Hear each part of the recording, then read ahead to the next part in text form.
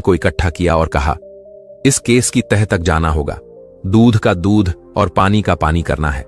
अगर यह सच है तो यह एक चमत्कार है, और अगर यह झूठ है तो यह एक बहुत बड़ा अपराध है। तैयारी कर लो, हम सूरजपुर जा रहे हैं।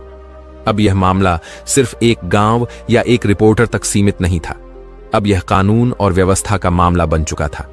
एक तरफ 2 मासूम बच्चे थे जो अपने अधूरे प्यार और अपने बेटे की तलाश में लौटे थे, और दूसरी तरफ थी एक पुलिस अफसर जो भावनाओं से नहीं, सबूतों से काम करती थी। यादों के इस आईने में अब सच की असली तस्वीर सामने आने वाली थी। एसपी अनन्य सिंह का काफिला जब सूरजपुर गांव पहुंचा तो वहां पहले से ही मीडिया और तमाशबीनों की भीड़ जमा थी। अनन्य ने अपनी जीप से उतरकर चारों तरफ का माहौल देखा। उनकी नजरें किसी बाज की तरह तेज थीं, जो हर छोटी से छोटी चीज को नोटिस कर रही थीं।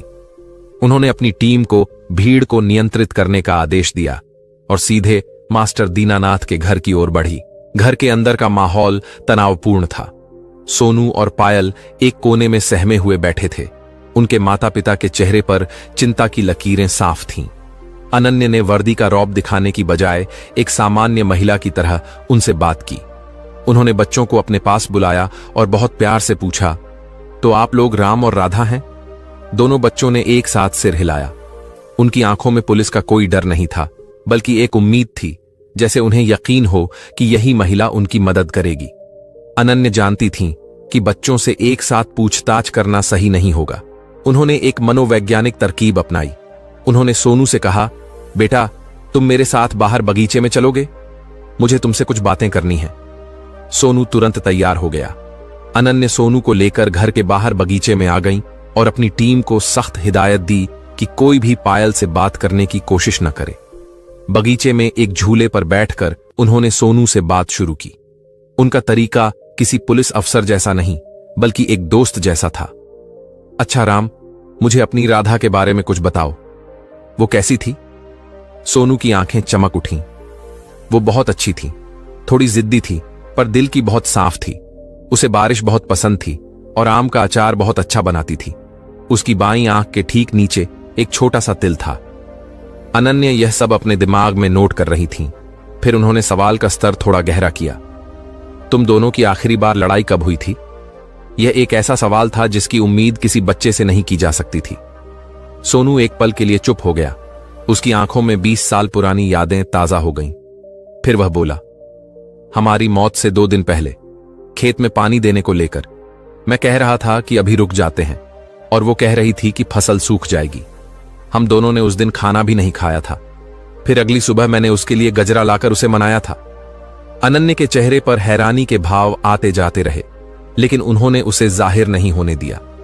उन्होंने करीब 1 घंटे तक सोनू से उसके घर, खेत, दोस्तों और रिश्तेदारों के बारे में ऐसे ऐसे सवाल पूछे जिनका जवाब सिर्फ वही इंसान दे सकता था जिसने उस जिंदगी को जिया हो। सोनू ने हर सवाल का जवाब बिना एक पल रुके पूरी सच्चाई से दिया। इसके बाद अनन्या अंदर गईं और पायल को बाहर लेकर आईं। उन्होंने सोनू को उसके परिवार के पास भेज दिया और सख्त हिदायत दी कि कोई भी उससे इस बारे में बात नहीं करेगा। अब पायल की बारी थी। अनन्या ने वही सारे सवाल उसी क्रम में पायल से पूछे। राधा, तुम्हारे राम कैसे थे? पायल शर्मा गई।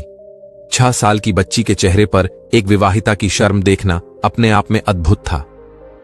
वो बहुत हिम्मत वाले थे, मेरा बहुत ख्याल रखते थे। उन्हें मेरे हाथ की खीर बहुत पसंद थी, लेकिन गुस्सा उनकी नाक पर रहता था, पर मुझे पता था कि उन्हें कैसे मनाना है।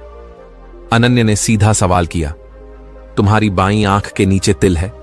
पायल ने हां में सिर हिलाया। यह बात उसके मौजूदा परिवार के सिवा कोई नहीं जानता था, क्योंकि वो तिल बहुत हल्का था। तुम दोनों की आखिरी लड़ाई कब हुई थी?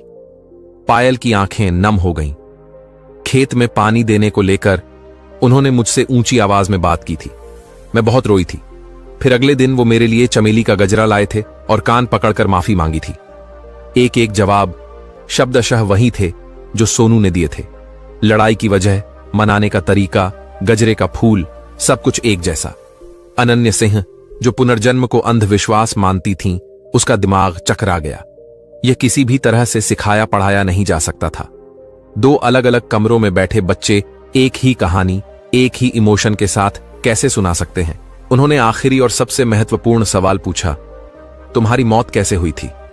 दोनों बच्चों का जवाब फिर से वही था, हमें नहीं पता, बस इतना याद है कि रोहित स्कूल गया था, हम घर पर थे, फिर सब कुछ खत्म हो गया। बहुत तेज आवाज, आग और धुआं, और फिर अंधेरा। अनन्य को अब यकीन होने लगा था कि यह कहानी झूठी नहीं है, इसमें कोई बहुत गहरा रहस्य छिपा है। उन्होंने अपनी टीम को तुरंत केशवगढ़ गांव जाकर 20 साल पुरानी उस दुर्घटना की फाइल निकालने का आदेश दिया। उन्होंने कहा, मुझे राम और राधा की मौत की पूरी रिपोर्ट चाहिए, पोस्टमार्टम रिपोर्ट, गवाहों के बयान, सब कुछ। साथ ही उन्होंने एक और फैसला किया। उन्होंने कहा, मैं इन बच्चों को केशवगढ़ लेकर जाऊंगी। अगर इनकी यादें सच्ची हैं तो वो जगह देखकर इन्हें जरूर कुछ और याद आएगा। बच्चों के माता पिता इस बात से डर गए। उन्हें अपने बच्चों की सुरक्षा की चिंता थी, लेकिन अनन्य ने उन्हें भरोसा दिलाया, यह जरूरी है। अगर इन बच्चों के साथ कोई अन्याय हुआ है तो उन्हें न्याय दिलाना मेरा फर्ज है, और अगर यह सब एक धोखा है तो उसका पर्दाफाश करना भी मेरा ही काम है। अगली सुबह पुलिस की गाड़ियों का एक काफिला सूरजपुर से केशवगढ़ के लिए रवाना हुआ। गाड़ियों में सोनू और पायल अपनी अपनी मां की गोद में बैठे थे। उनकी आंखें बाहर के नजारों को देख रही थीं। जैसे जैसे गाड़ी केशवगढ़ के करीब पहुंच रही थी, उनके चेहरे के भाव बदलने लगे।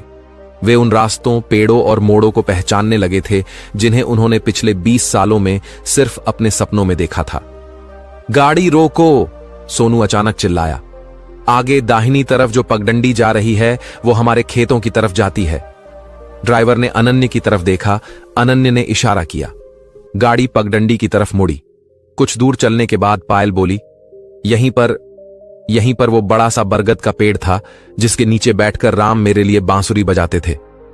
वहां अब कोई पेड़ नहीं था, लेकिन उसके ठूंठ के निशान जमीन पर अब भी मौजूद थे। यह सब देखकर अनन्य सिंह और उनकी टीम की सांसें अटकी हुई थीं। वे एक ऐसे सफर पर निकल पड़े थे जहां तर्क और विज्ञान पीछे छूट रहे थे और विश्वास और रहस्य आगे बढ़ रहे थे। अब वे उस जगह के बहुत करीब थे जहां 20 साल पहले एक प्रेम कहानी का दर्दनाक अंत हुआ था। वह टूटा फूटा जर्जर घर, जहां आज भी राम और राधा की आत्मा अपनी मौत का रहस्य दफन किए हुए इंतजार कर रही थी। केशवगढ़ गांव की सीमा में प्रवेश करते ही सोनू और पायल बेचैन हो उठे। उनकी छोटी छोटी आंखें हर चेहरे, हर गली को ऐसे देख